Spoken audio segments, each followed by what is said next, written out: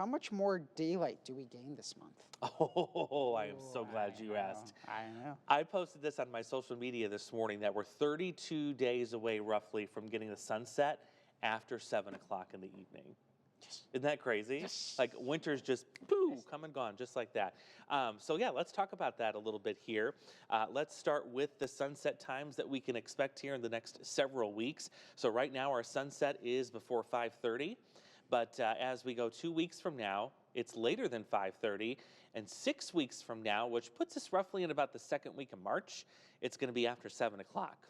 About 7:13, 7:15. Can we jump to March already? I know, right?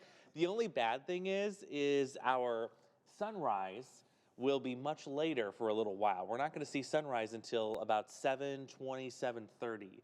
So the mornings are going to be a little bit darker. I know folks hate that, but again, give it a few weeks. That'll improve too. It'll catch up.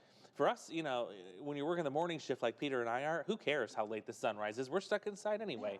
But we certainly do enjoy those later sunsets. Oh, yes. I'll show you another graph here too, or two more to go with it, how much daylight we gain each month. So last month we only gained 48 minutes, but this month, along with March and April, are the biggest daylight gains of the year.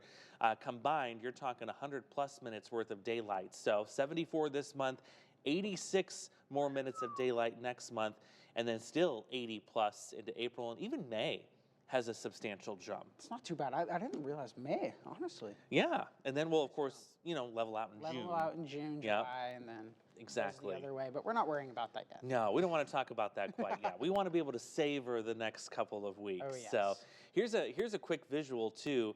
This was really cool to make. You can see Wow.